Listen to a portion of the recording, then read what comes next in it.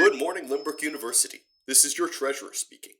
As you know, each week you are required to watch an episode of Everybody Loves Raymond.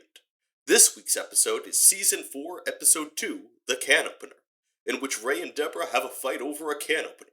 We recommend watching this show as soon as possible to prepare for what you are about to hear.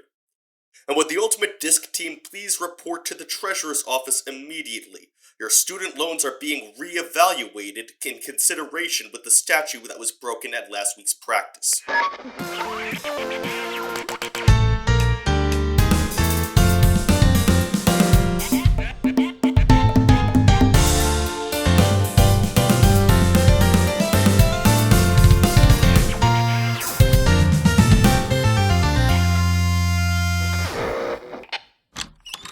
Mike,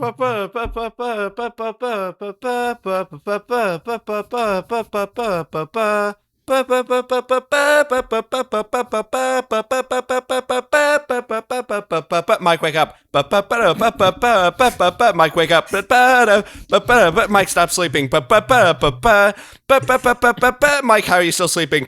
Oh, he has earphones in. Hang on, let me start over. Mike, wake up.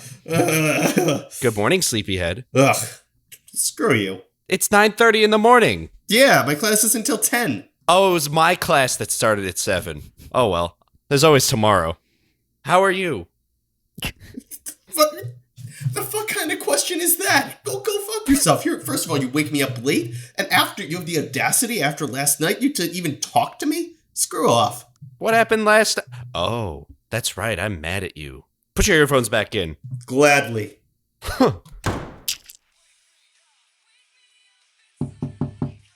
Alex, I told you to go fuck. Oh. Hey, Mike. Hey, Adam. Hey, how you doing? How's it going? Hey. Good morning. It's good. Yeah, no. It's good to see you. Yeah. So I was in my room in the dorm. Yeah. Oh, I'm sorry. Was I painting too loud? I couldn't help but overhear. Were you whatting too loud? Was I painting too loud? You see, I've been painting. I got into painting recently. It's a good way of getting out emotions. You see the canvas just has a big hole in it. This is interesting. So I just was coming in to see how you are doing after last night. Awesome. Yep. It's pretty much over. Mike punches the canvas again. Okay. That's I think that's good. I think that canvas is done. I think No, you don't understand. You gotta really engage all three dimensions of the canvas, and I think that the inside has been a wasted space. So I really just need to do a little bit of extra work to get it out. That's interesting, Mike. And I'm so glad that you finally landed on a major that being an art major suits you. Yeah, I will say that for sure. It. That's what my mom said ever since I was a kid. Mm-hmm. It's interesting you didn't start majoring in that from the start then, but I'm glad you found it now. I don't know what you're talking about. How are you feeling? Great. Awesome. How are you feeling, Adam? You have a good night? I was fine. Yeah, I mean, once I put my earplugs in and I couldn't hear the fracas from this room, I slept just fine. From your perspective, want to make it clear, Alex is a dick, right? I honestly, Mike, I don't know what happened between the two of you last night. Okay. I was in my room.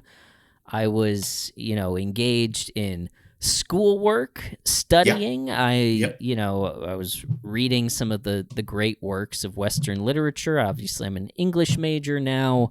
I got to familiarize myself with all the greats, Richard Rousseau, the rest. So I wasn't really paying attention. I understand, because you are being a responsible student, interested in your homework and your assignments from class, as you should be. Well, I'm glad that you and I see eye to eye on that, because Alex seems to disagree. Let me tell you. So Alex walks in last night. Yeah, I know. I don't think that's true. I'm coming in and he's here right now. And I'm going to ask him, I'm going to ask him, hang on, Mike, it's Holly Molly. She has a question. She wants to know about Yeah, no, she wants to hear. I'm telling him. So, in your opinion, is it okay for you to pretend to be a teacher for 3 weeks instead of actually, reporting to the class that your teacher just apparently didn't show up? Because Holly doesn't think it's a good thing that I did. I'm kind of gonna agree with Holly on this one, and I don't think you should be. You are so wrong. Holly, I'll call you back. I'm gonna bitch at Mike because I'm a huge asshole. Mike, I'm a huge asshole and I'm really mad at you. Okay, hey, I mean, you seem to be very, very upset about this. I gotta be honest, Alex. I think that you should really be focused on being a student, not really taking over as teacher. But hey, overrated. I can do this teacher's job, no problem. I can come in. I could eat the apples. I can polish the mirrors. I can give Fs. I gave 2 Fs. You should have seen them. They were huge. Listen, Alex, as an education major, I really think you should probably be taking this a little bit more seriously. Hello, dingled nuts. What's better? Okay.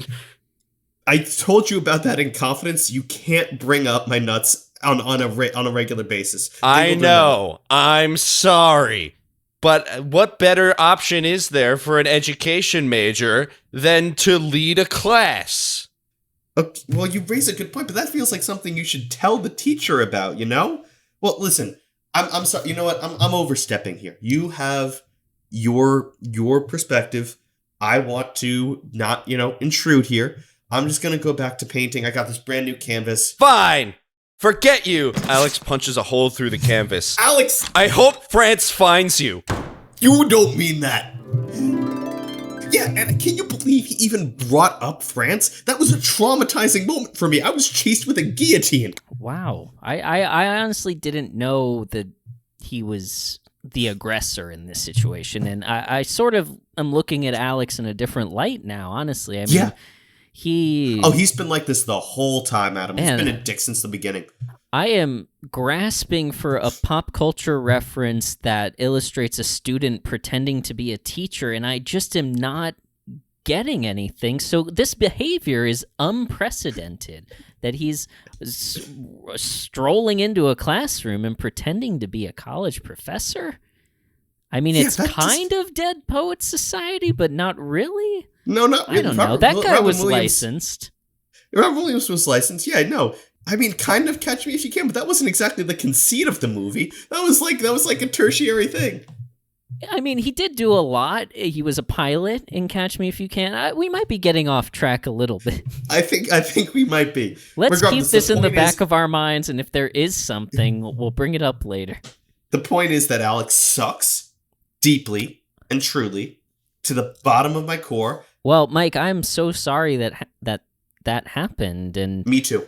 I'm sorry about your painting too. I didn't realize. I thought you had done that in one of your punched a hole in the canvas in one of your. I know you got expelled from art therapy, so I thought maybe this was part of that. Well, one of the things that they say in art is that you should always make good with what you have. So someone else took this and punched a hole in it, and now I'm also punching holes in it to make it my own. I learned it from my AI course. Art intelligence? Art intelligence. Not artificial, art intelligence. Art apostrophe intelligence. Intelligence, yes. Wow. Okay. I didn't realize that the art program at Limbrook University was so interdisciplinary and wide-reaching. No, it's really good. Professor Asimov has taught me a lot of great stuff. Now, if you want to know the paint, you must understand the paint. Look at me talk to the paint. Hello, sir. You're looking awfully blue today. Kill me. That's blue for I like it here. Here, son, you try. He likes it when you lick him. Do that. Don't lick me. I will kill you. He's threatening. I've been cursed by God with life. It's threatening my life. It's making me deeply concerned that the blue paint is threatening my life. It's supposed to do that. It makes you feel better when you smudge them on the canvas. Anyway, that'll be $6,000. Is this what made Van Gogh go insane? Bring that ear over here. I'm hungry. Mike has a little bandage on his ear.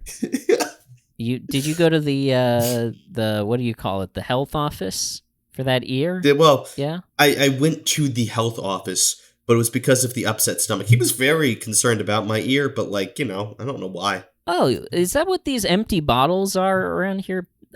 These Peptos. I noticed that a lot of your paintings in here, and there are a lot of pink and a lot of blue in these. Are you doing some sort of commentary on the gender reveal, or did you just you ever play the game explosively? I'm vaguely familiar. Yeah, so it's this game where squids shoot paint at each other.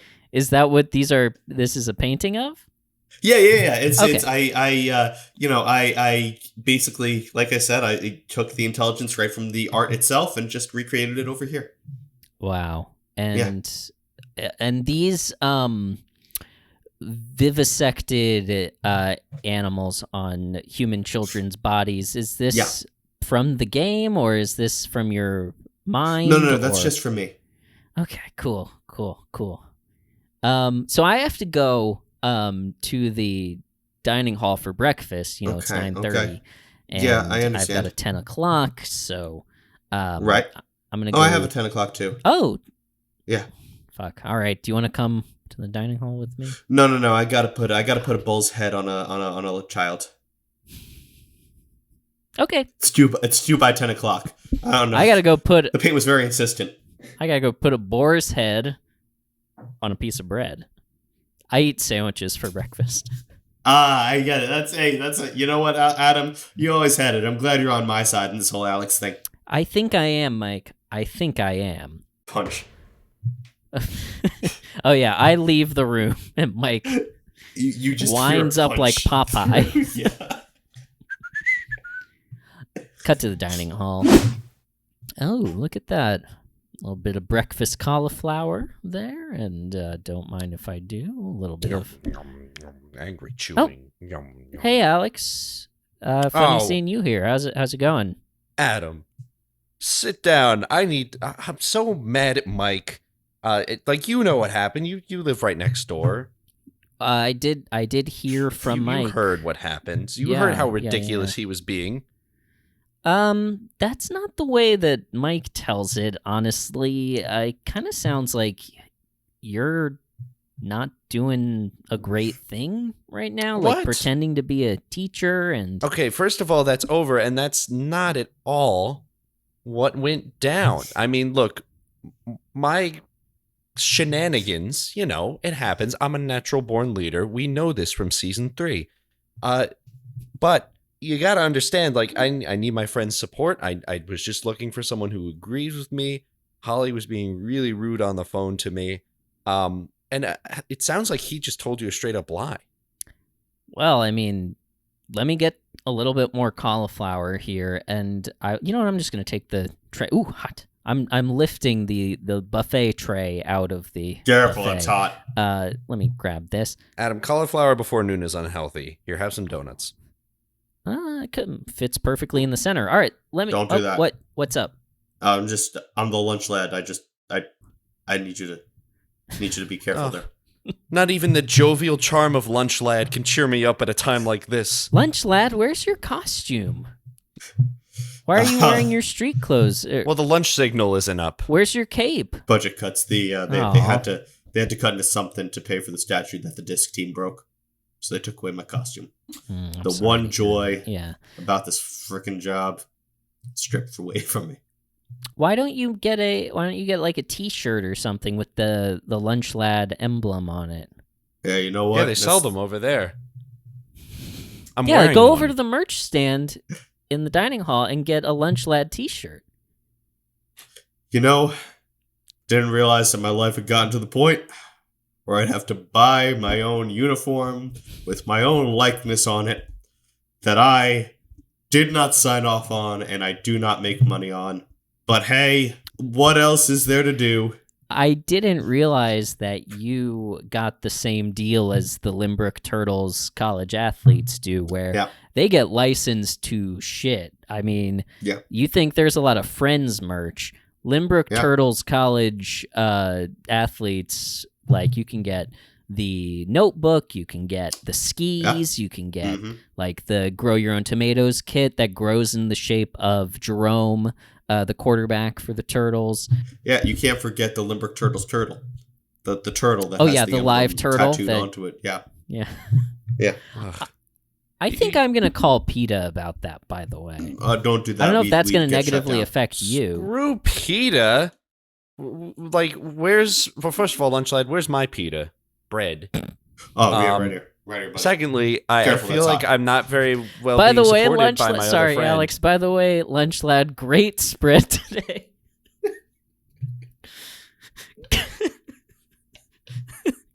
Cauliflower, pita bread, and donuts, and nothing else. Great job. I can't. His specialty I have no is idea lunch, why okay? they took away your uniform. He doesn't work here. Yeah, it's the Greek sweet life theme is today. Greek sweet life. And then they made me throw in something vegan, so that's where we got the cauliflower. Wow. Sit down, Adam. You too, Lunch Lad. I want to tell you a story of what really happened last night. I'm working. So, Lunch Lad, just to catch you up, so the three of us, we do a podcast. Cut to Mike looking real mad in his dorm room, staring at a blank canvas, all like frustrated. And you hear a gentle knock on the door. Painting. Hello, Mike, my sugar plum. What the fuck do you want? What do you want? Can I come in, my dearest friend in the whole world? You've already interrupted me. Yeah, come on. I'm sorry. I just have I have Holly Molly here on the phone, and she what does she her want? and I were talking. She sucks. Well, first of all, I hate Holly Molly. Like, it's on. She can hear you. Hey Holly. Hey Holly. Can you hear me? Fuck you. Okay. He doesn't. Well, anyway, Mike. We just wanted your opinion on something, and I thought I would be considerate to Holly's time to. So you know how? Why not interrupt me when I'm doing my homework? You don't respect the arts. You just don't. You don't get it. I have to finish this painting. Entirely fair. That's very fair. Nut muffin, but okay. You dare bring up my nuts? Like in a jovial sense, like, you know, nut muffin. They're nice. Okay, yeah, no, I'm just gonna say I told you that in confidence, and now Holly Molly knows, and I don't know who else you told. I don't feel like I can trust you anymore. You piece of shit. Anyway, you know how the class that I've been teaching, or rather, the class has been going for 3 weeks now, and the professor has been getting in late every now and then. So I thought I would take the time in the beginning of the period when he's not there to tutor some of the kids, to tutor some of the other students, and help with the education thing. And Holly thinks idiot. Well, you stupid butt face. I'm just trying to help. What made you think you could do that? Well, I am an education major. I want to do the best I can. Mike pushes Alex. Oh, you can't Alex falls. I fall into the canvas. Yeah. Oh no, I'm so sorry. Dude, that's my project. Are you kidding me? What the fuck is wrong with you? I'm sorry. I should have fallen the other way. It was so considerate of me. You gotta think, man. Oh no. Mike gives Alex a wet willy. Yeah. Find a sound effect for that. Well, that's gross. You promised you would not do that to me after we dealt with the French. Yeah. Ooh. I gotta call you back. How you can't? You're past the French. Have a good night, Mike. I'm gonna run away now. I'm sorry. Popeye wind up. So yeah, he's emotionally and physically abusive. Wow. He sucks. And I hear he stuffs his bra. Oh wait, sorry, that's last week. I had no idea. Honestly, that sheds a lot of light on the situation. Here I I mean, was doesn't that thinking sound you more were... like that? That explains everything, right? That he Of said. course. I've heard So- from some of the students in your class, like you've really been helping them with that class. What class is that again? Introduction to teaching in the beginning. Oh, I heard that's a good one. Who do you have for that? Mr. Skanamala cocktail. Mr. Scott Olive cocktail? Oh, Yeah. dude, he's great. Mhm. I had a buddy that had him for intro teaching basic 2 beginning 2 and he said he was a great one. Oh, breakfast buddy. Did you go to the seminar that he gave about hyphenating your last name when you get married? I thought that was really inspiring how he took Dr. Cocktail's last name. It was so considerate, and Yeah. even though it makes everything else really hard, I think it was a nice thing. His driver's license just goes off the edge because it's now too Hmm. long, but that's love. Yeah. That's what he said. That it is. Our that it is. TEDx, by the way, was short and disappointing. It was really just It him. was just our guy. Sean It was just Olive him. cocktail. Yeah. Yeah. So lunch lad. Yeah, I just gotta say here, Alex, don't take it too personally. I used to room with art majors. This is just how they are. They're just emotional, Temperamental. judgmental, demented freaks, and it's all, it's just in their nature, just how it goes. I guess, but I still Yeah. feel bad about what happened to his canvas. I mean, that project was probably due today. Oh my God, Mike, what is this? It's brilliant. I call it rage. I see. And because there's a Oh. big hole here where the intelligence normally is, you Mhm. can see that I reach through and the intelligence is inside you all along. Yeah, that was my He plan. starts feeling up Mike's hair. Okay. You've done well. Dr. Asimov, you get okay. I don't. I will not make Blue sit on your shoulder today. Thank you. I appreciate that. Anyway, Mike, take a seat. It's now time for our 6-hour lecture on the history of yellow. I guess there's no understanding those types, but I just feel Mike's changed so much, and we've always been best friends, and we've never really fought like this, except for all those other times. I don't know, he's been different, and I feel like he doesn't respect me for the educator that I am suddenly becoming. And I think, Alex, it's really impressive how you've stepped up because, a lot of the kids in that class are, they come from disadvantaged backgrounds and they can really use the experience and guidance of a caring young man like yourself. Man, my perception of this event has really done a whole 180 since hearing your side of the story. Really makes you question what you hear, perspective is a funny thing. Mhm. And since you heard my perspective the most recently, it's clearly the correct one. That's how it goes. works. That's how it absolutely goes. If Mike was right, he'd have told his story last. That's Exactly. That makes That a was lot his, of that was sense, his first Lunch Lad. mistake. Mm-hmm. Oh, Lunch Lad, I'm looking up at the mezzanine. I think you got to get back to work, man. Are they taking the trays? I see Dinner Dad up there, and he's doing his No. rounds, and he looks stern. He's No. carrying Yeah. a plate of chicken He's- parmesan, and he looks impatient to get He's it on. It's the never not here his this time till early. 4:30. And Lunchlad sprints off with impressive speed at the staircase. All right, Alex, I have a class right now. I'm going to take the rest of this cauliflower with me. So, I hope that things work out okay with Mike. I mean, I'm sure he'll cool down at the end of the day. He'll cool down, he'll come to his senses, and when he apologizes, I will be there to say, I fucking told you so. Calm your tits, and we can be friends again. Wow, you're going to show him a lot of grace. And, I'll show him a lot of broads. I, Not just Grace. come on. You've only been dating Grace for one day. Oh, that's over. Oh, that's a shame. I Yeah, liked she was her. too clingy. She was so Yeah, she good kept- at flying kites. Yeah, she was, but that was all she was into, For the whole half hour I knew her, it was just I like flying kites. Let's go fly a kite together. I'm just like, Jesus Grace, give me some breathing room. We flash forward to the class that I'm going to. Oh, hey, Grace. I heard about you and Alex. It sounded like you guys just didn't click or something.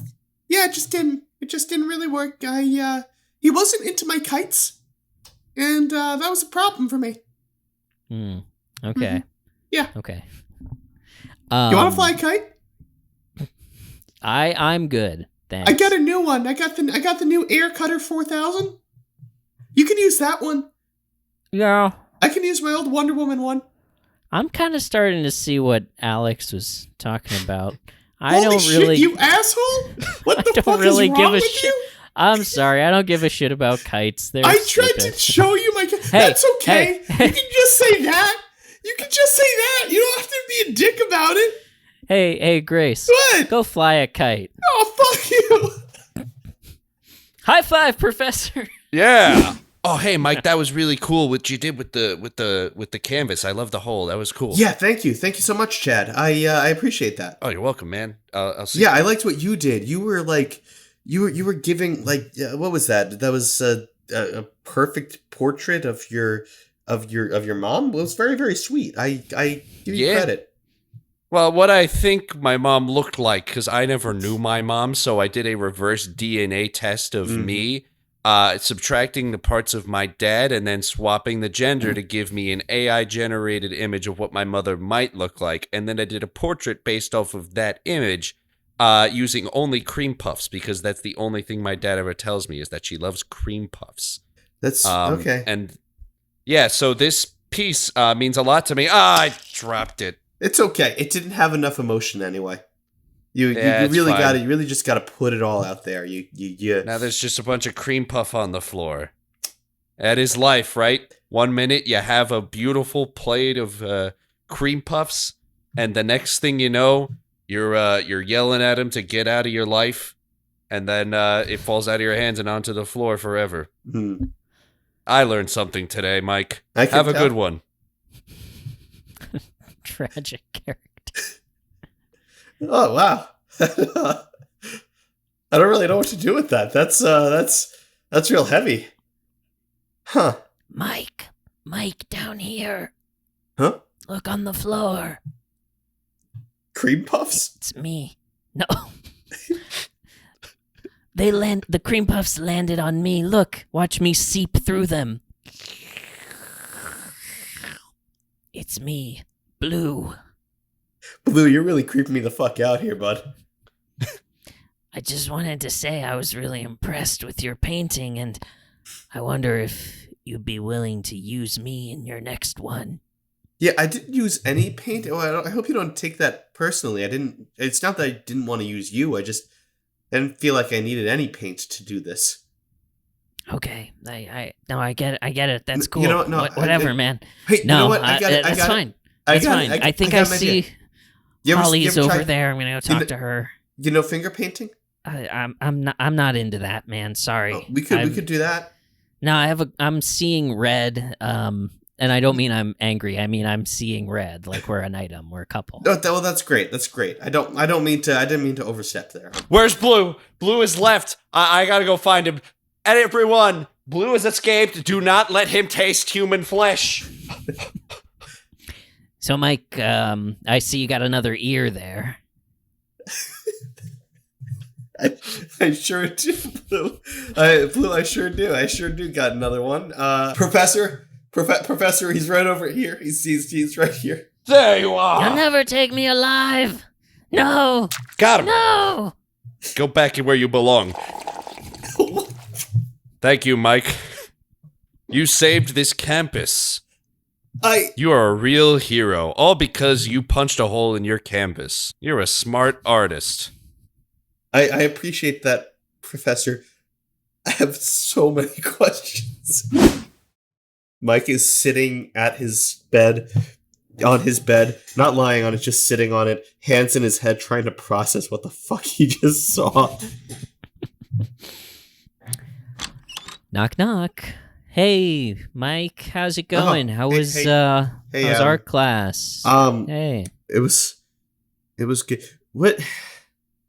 At what point do I report something to the police? At what point does it become so concerning Never. that I have to bring it to the attention of authorities? Never? Never. ACAB, man. All cops are blue.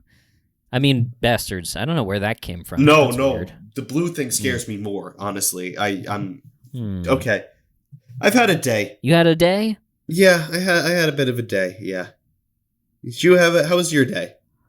It was good. I mean, I yelled at somebody and got to watch somebody fall down the stairs. So pretty good altogether. Pretty great day. Pretty great day. Yeah. I did hear about Alex's side of the story. What side about is what there? happened last night. Is Sort of his Is his side that recounting he's of a complete events. piece of shit and he apologizes for all the damage he caused me? Just the opposite, actually. Huh? Believe it or not, what he says is that you came in way too hot, and he was just trying to be a nice guy. He said that. So, yeah. Of course he he would said- fucking say that. Well, I mean, it was pretty convincing. It Oh, was I'm gonna- the last thing I heard. He after told me? He after storied me? I guess so. I'm not familiar with that term. Is that... I'm gonna No. I'm gonna kill him. No, put your Popeye arm away. Stop No. winding up. It's going 100 miles an Hey, hour. Adam, It's why not are there a stopping. bunch of little tiny blueprints up at the front of the... Oh. I'm gonna punch you to the moon. No!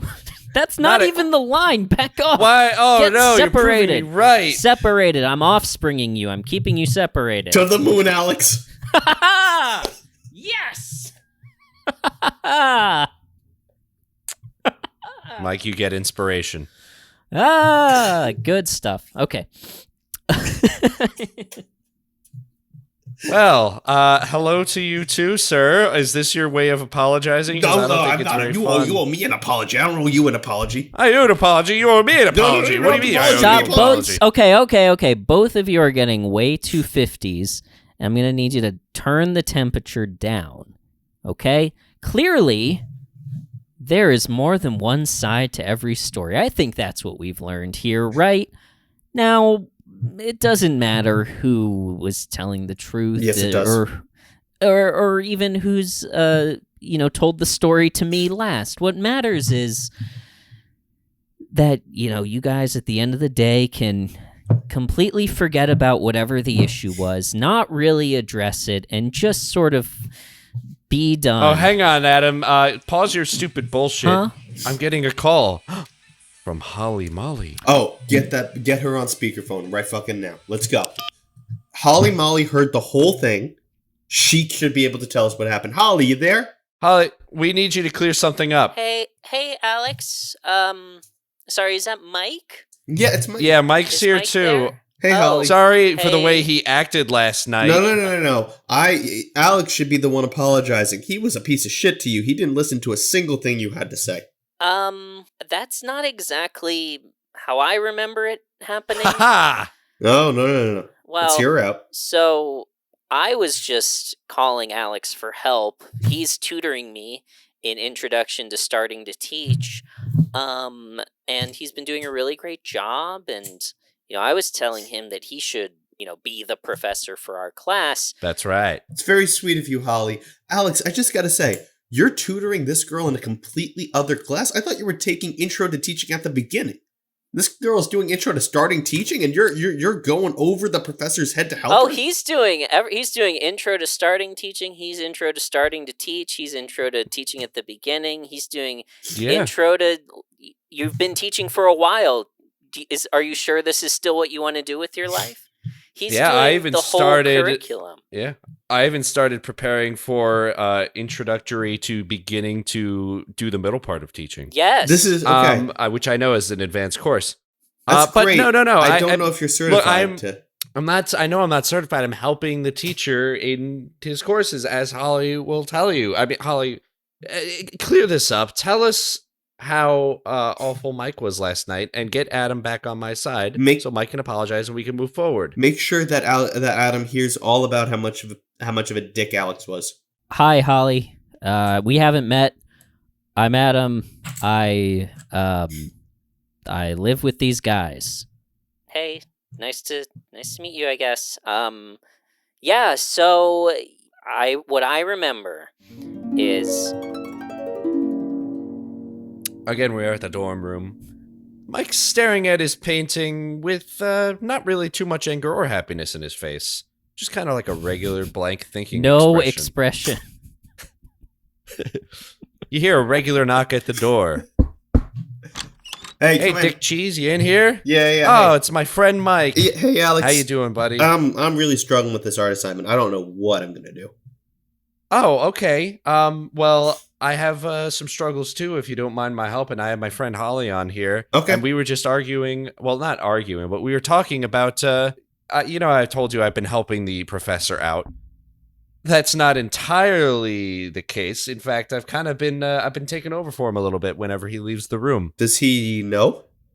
Well, it started as a joke, but now I'm actually kind of getting into it. I think I might like this education thing. It's a good thing I signed up for it. But like Holly's concerned that I'm taking this whole thing for granted. And I kind of think Holly going over might the be teacher's head. correct. Actually, Well, I wasn't going to come here if I knew you were going to agree with her. Yeah, I mean, I don't know if it's appropriate for you to do that. You know, like that seems like a professor's job, not a student job. Well, yeah, but it's funny, you know? Catch Me If You Can. That one scene, it was funny. That one scene in Catch Me If You Can. Yeah, that was a pretty good scene. I'm not convinced that that's, an entire career, though. It's not it's just, how I get started. I graduate with honors because of my actions here, and, I'm helping Holly, but I don't know. Let me put the phone down. It's clear to me that you're stressed about your artwork. I get that, but you shouldn't, just go against me like this. It's making me feel a little hurt.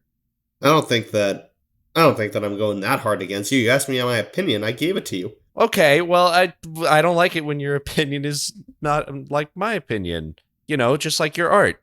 What are you doing here? You just painting a snowscape? Yeah, I don't really know what to do with that. I mean, That was a joke because it's a blank canvas. Hey, wait, hold on a second.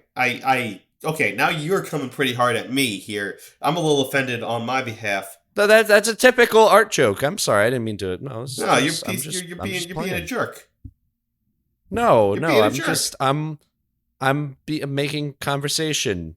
Mike, I roast you way harder than this on normal. Like it's clear that you're stressed. No, not okay. I joke about like all things with you. Like you don't even get this pissy when I bring up the French. You don't dare bring up the French. You can't do that. I'm still on the run. That. I am 3 identities removed from the whole French incident, and I can't move on if you're going to keep bringing them up. Well, look, okay. Well, you know what? I'll look. We'll get a mediator. I'm going to take out the phone and we'll talk with Holly. And Alex picks up the phone. And he trips over Mike's foot and he throws the phone, and the phone flies through the canvas. Oh no, Mike! Oh, look at what you did. You tripped me. I didn't trip you. You tripped me. Get out. Okay, let me get my phone. Holly, I gotta call you back. Punch. So yeah, that's what happened. Oh. I closed the phone. I have a flip phone, by the way. So Holly broke the canvas. I didn't even think about it like that. It was all Holly's fault. Holly broke. It's all Holly's fault. I knew I couldn't be mad at you, my best friend. Come here, bring it in. Hey, you know what would make me really happy? You want to go destroy that kite that we saw flying around earlier? Oh yeah. I know who that belongs to, and she sucks. Yeah, let's go do it. Oh, Adam, we resolved everything so quickly. It wasn't either of our faults, and we don't have to take any responsibility for our actions. I guess. Isn't that great? Oh, yeah. I mean, I guess. I am just flummoxed by how you guys wasted an entire day on this. Me too. This was dumb as fuck. What do you mean? I mean, obviously it was stupid because obviously the real asshole was right in front of us. We couldn't see. It was just Holly the whole time. It was Holly all along. Yeah, let's go destroy that kite. Okay, friend. Man, I really thought you commented on my nuts. Mike and Alex walk arm in arm into the sunset. We hear distress. They go destroy a kite. The credits play in the sky behind them, and then they come back to do the podcast eventually. What a great day. What a great day. What a great day. Yeah. See, Adam has been sitting here just being like, what the fuck's going on? I'm sorry. I was listening to a Richard Russo audiobook, Somebody's Fool. You guys want to get the podcast done, or? Oh yeah, I guess we probably should. Well, now that we've naturally resolved our problems, we're ready to start talking about Everybody Loves Raymond. Okay, welcome to the Barone Zone, everybody. We're talking about Season 4, Episode 2 of Everybody Loves Raymond, the can opener. And, gee, guys, what an episode this was. What an episode. I'm on such a high because me and my best friend are all good. We are all Adam's good. here, too. Yeah. Yeah. Yeah. Also, I heard the lunch lad's back. Yeah. Back to being happy again. He's wearing his merch. He served cauliflower and donuts to me this morning. Oh, what a great day.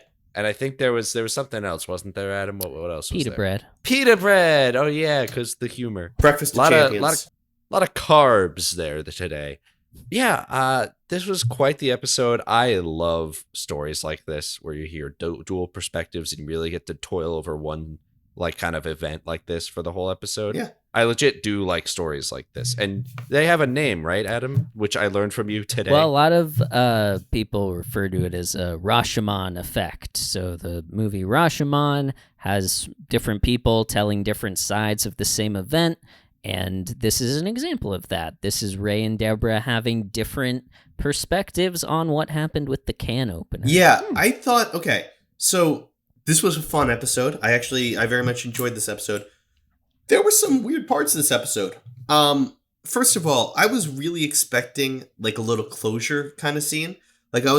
In my eyes, I thought Allie was going to come in and tell the real story of what happened.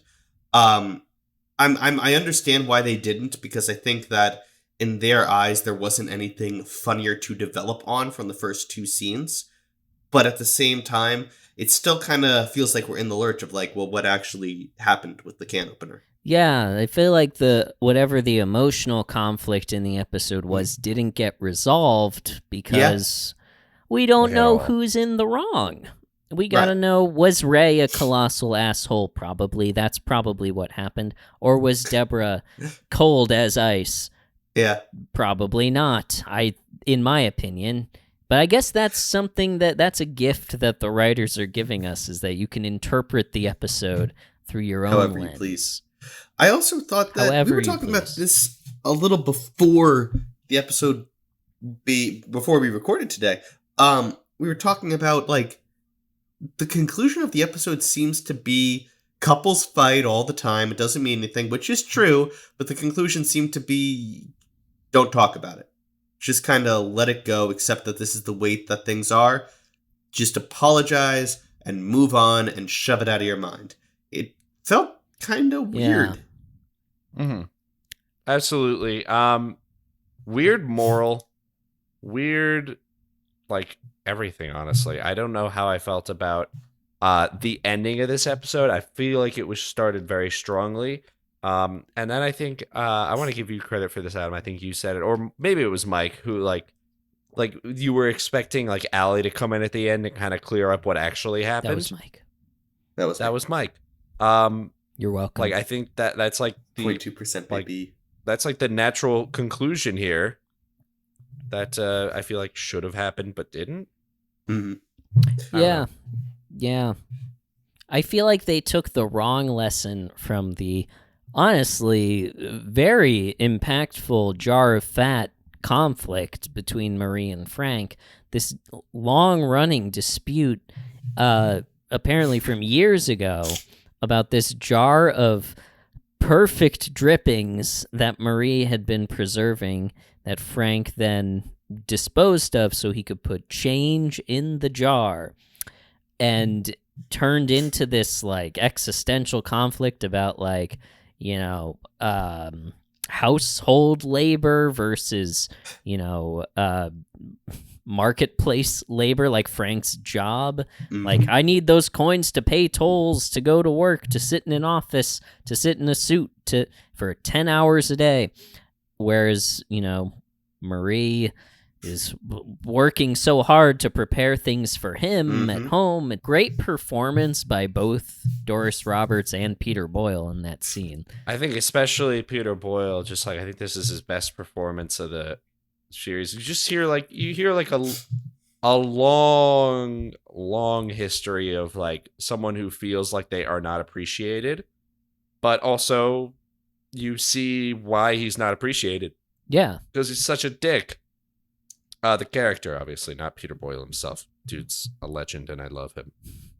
Yeah, I think Ray and Deborah took the wrong lesson from that. The lesson, I think, from the jar of fat is don't push down jars of fat in general, or the metaphorical jars of fat, and push them out of your mind and let them simmer and then explode.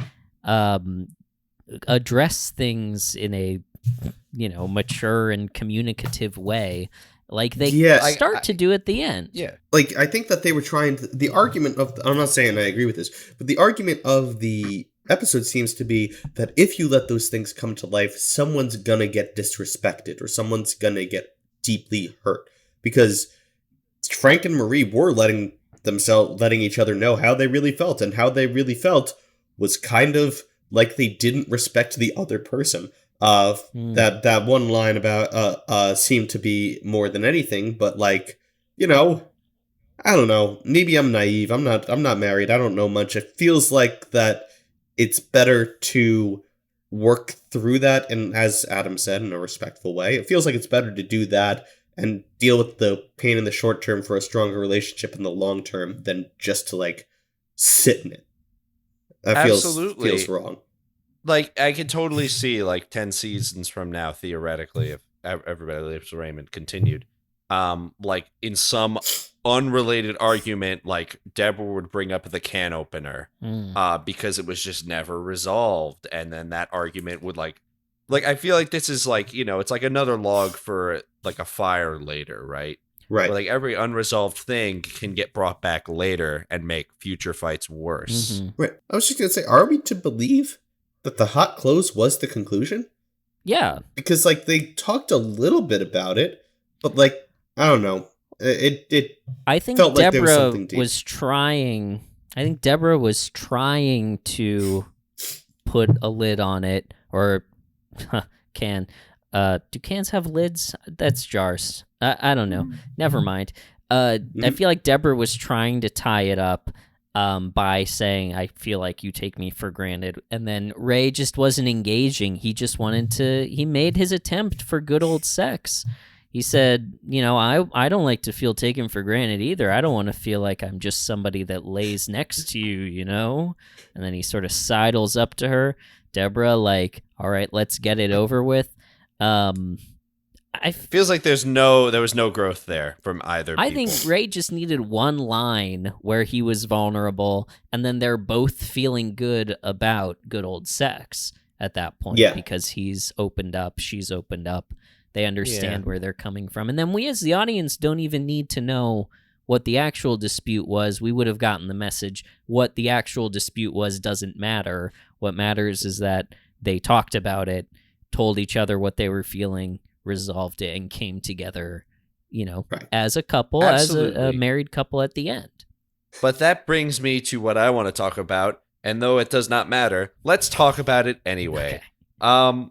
I want to talk about with you guys, what do you think this fight was really about? You know how, like, Robert goes on and starts to say it's not always about the can opener. It's never about and the can opener. They allude to the fact that this is about something deeper, and like they touch on it a little bit, but I don't feel like that's the whole story. And I also want to hear, who do you think initiated this dispute? Because from both perspectives, it was the other person who came in a shit mood. Who do you think was who like kind of started in a bad mood and kind of brought the other person down? Or was it both?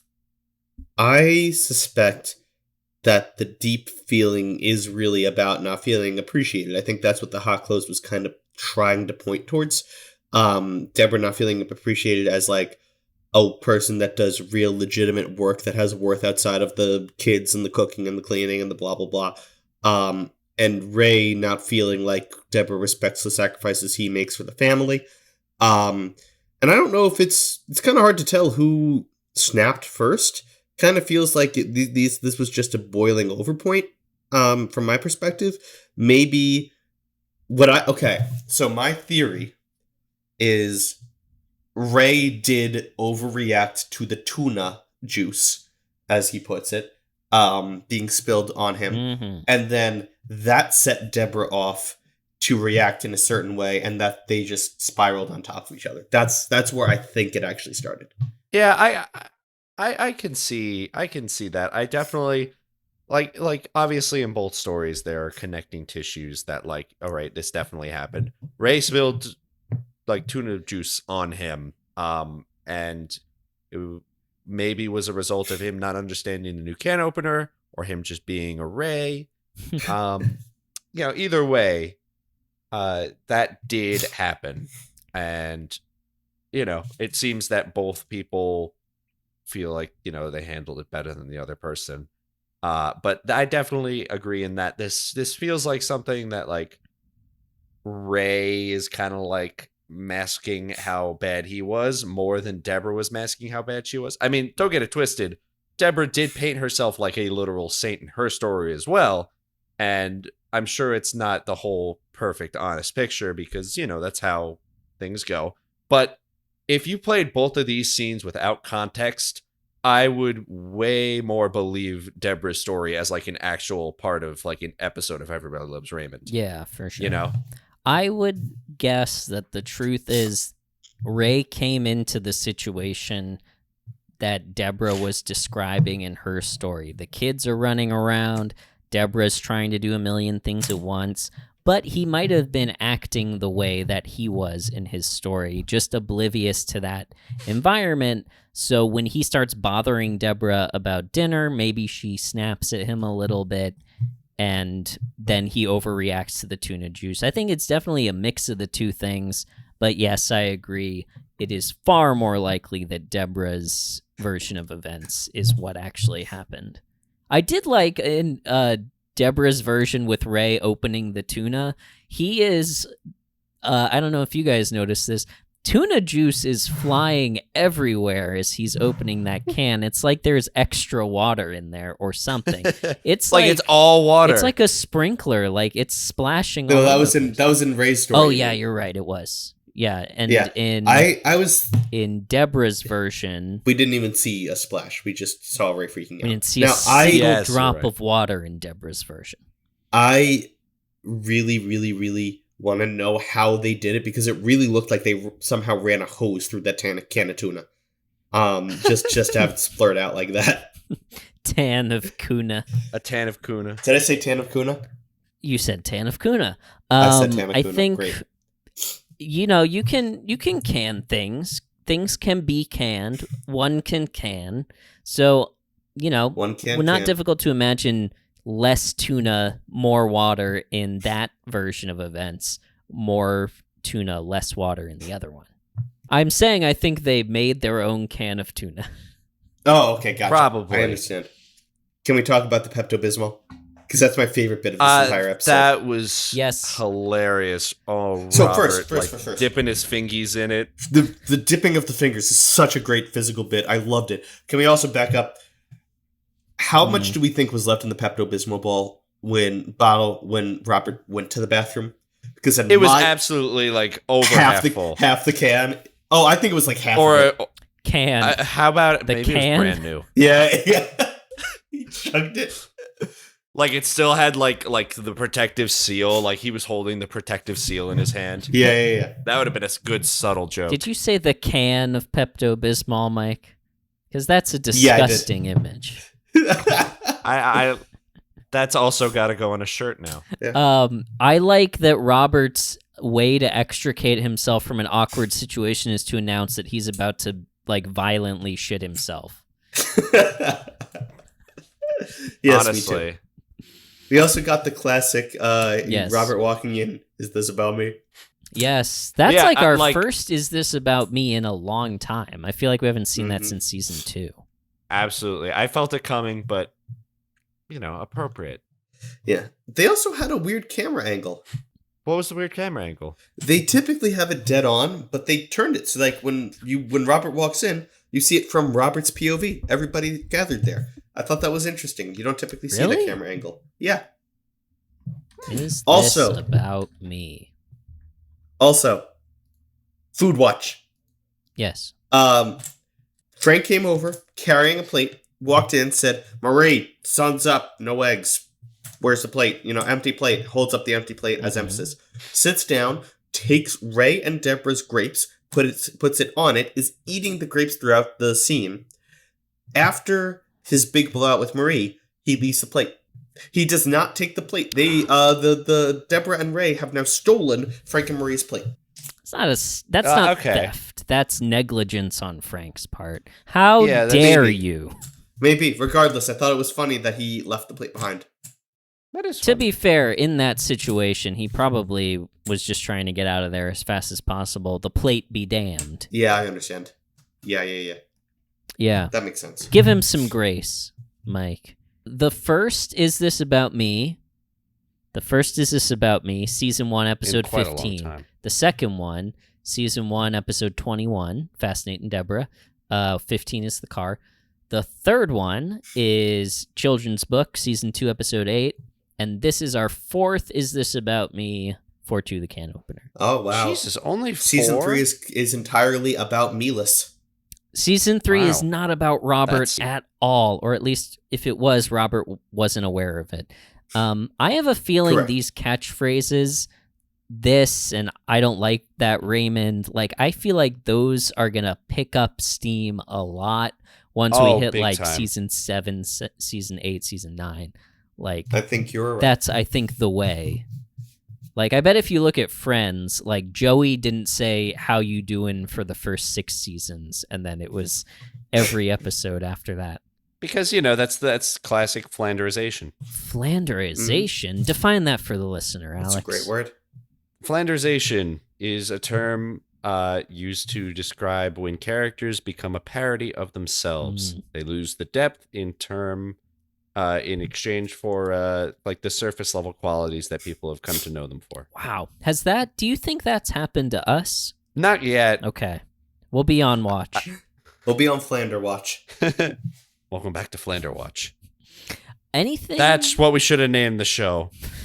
That's all I got. Do you have anything, Adam? I don't think so. I think that this episode was nice and simple. Oh, we had a Krispy Kreme mug and a St. John's University okay. mug in this episode. Mug watch. But other than... Oh, and also I thought it was weird how much Robert and Marie get off on hearing Ray and Deborah talk shit about each other. Even if you... like dislike one someone, thing they agree on. Like they were getting titillated is the only word for it. Yeah. But no, Agreed. that's their titties were latent. they were. Sorry, Alex. Let's get that clean. Can you go for it? Yeah. Go again. Okay, rolling there's- and 3, 2, Yeah, their titties were latent. perfect. Okay, could you define that for the listener? Oh, look at that. We're Oh, out If of okay. that's time. the case, I think you're right. If that's the case, we only have one more thing to do, which is the barometer, right? Our scale from 1 to 10 on which we rate Ray's performance as a husband, brother, son, father, can opener, with 10 being the great dads of sitcom history, Danny Tanner, Uncle Phil, and 1 being the bad men, Walter White, Don Draper. Alex, where's Ray coming in for you this time? This is interesting because Ray, I mean, a lot of this episode is from the perspective of 2 different folks. Ray and Deborah, of course. Ray's perspective says more about him than Deborah, right? Mhm. Because he's showing them how he views his wife, which is like, I get he's upset and he's mad. But still, like, dude's being like a huge dick about all that stuff, which I think is unreasonable. I feel like he just did not approach this well. I feel like he didn't learn anything from this, and I feel like we're just gonna get more of this as we go forward, just because he doesn't really seem to learn anything. I don't know. I feel like this was just everyone like their annual let's yell at each other until we feel better, and then we won't learn anything, and then we'll do it all again next year or next week in their case. I think a 4.5, 5. I'm gonna give him a 4.5. A 5 doesn't feel right. A 4.5. All right, Mike. This is a weird one for me because don't get me wrong, I know that we all stan Deborah, as the kids say, on this podcast here, but I don't fully believe that she was completely blameless here. I am not going to just believe her story. I think her and Ray were equally shitty, but they were both shitty nonetheless, which makes me feel like I can't give Ray a good score because he didn't do good. He maybe did just about as good as his wife, but Deborah wasn't at her best this episode. Don't love him going to Marie. Definitely don't love how Marie was acting like a shark that smelled blood in that conversation. Just getting super excited and like leaning in. But yeah, I don't think he was like that actively bad. I also think it is healthy for people to have spaces where they can talk freely about their relationships, because if you don't have that, then, you know, when the relationship gets shitty, you're not going to have a bunch of places to figure that out with people. So I just don't think it's good for that safe space to be your mom. So I am 4.5 seems generous. I'm going to give him a 3.5, but I that's a light 3.5 as a, you didn't do good, but I don't think you were the sole cause for the bullshit of this episode. Adam, how about you? What are you thinking? I generally agree with you guys. I think I agree with everything that's been said. I think don't bring your marital conflict to your mom. And clearly the flashback shows how Ray perceives Deborah, and it's not nice. I want to call out him, Deborah imitating Ray, and then Ray imitating Deborah as just Yeah, but that was funny. Is, well, I mean, Pretty screwed up. It's funny 20 years later, but at the time obviously was a traumatic time for the nation. So I'm going to knock him a little bit for that. I want to knock him especially for the fact that in both flashbacks, so we know this to be true, Ray did not acknowledge his children and instead went directly to procure himself a can of tuna, which he then failed to open correctly and then threw down the sink. Were the kids even in his story? I think so. I think they were sitting Okay. off to the side I was while gonna say, Deborah that sitting was quietly. That actually would be pretty funny Not if paying like he attention. just forgot about them. Oh yeah, in his mind, they aren't there unless they're directly in front of him. So I want to give him. I think for that I'm gonna give him a 3.52, like closer to where Mike's at. Slightly different, pettier reasons, but yeah, that's where I'm coming at. Also, the there's no other word for it than the bitchy way he poured out the last dregs of coffee and made a big production about there not being enough to fill the mug. God damn it. You know, make it a 3. I just remembered that is, I found that petulant. All right, well, that will bring us down to a average score of a 3.5 for this episode. Yeah, that sounds right. Excellent. I love that. You know, I'm feeling this, guys. You know, I wasn't sure about recording in a dorm room. Mm-hmm. But you know what? I like it. Since the carpet's so old and moldy, like it's great insulation for the sound. The sound is tight. It absorbs the sound very well. Right. Yeah. And the paint's falling off the walls means that the sound doesn't really bounce off. It sounds great, which is really, really nice. And no one bothers us here because no human being would ever want to come here. Yeah. And I think it's I agree. great that the fourth roommate hasn't complained at all about us doing this. Have you guys seen them, by the way? I've never seen their doors always closed, and we're out of here so early, no. 9:30, 10:30. No, we'll have to look out for them as we move forward, and maybe at some point they will show up. We can only hope. Who knows what's going on there? Okay. Well, I mean, I'm glad that we got to the, speaking of this episode, I'm glad that obviously the listener didn't hear any of this. I'm glad that we got to the bottom of you guys in your conflict today. And why don't you guys hold hands, reach across the table and hold hands, look into each other's eyes, repeat after me. Repeat after me. State your name. State your name.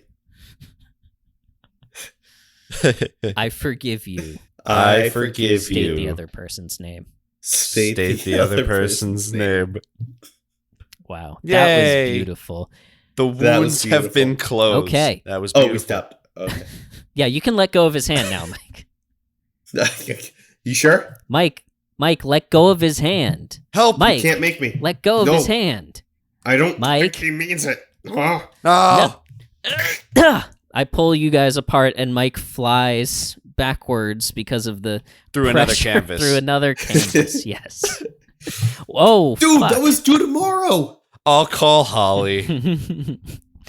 All right, I'm sorry about that, Mike. Let's just do our classic sign off, and then we can get you to the health office if they'll take you. I know you've been blacklisted is a strong word, but accurate. I mean, It's also a true and word. it's a short list too. I mean, it's really just a label that they put on the outside of the door. Until next time, remember that everybody Loves Raymond. and we love you. Bye. Thank you for listening to the Barone Zone, a post-fun podcast. Want more of the Barone Boys? Pay what you want for lifetime access to monthly bonus episodes in the Baroness Zonus. Visit postfun.org/Raymond to learn more.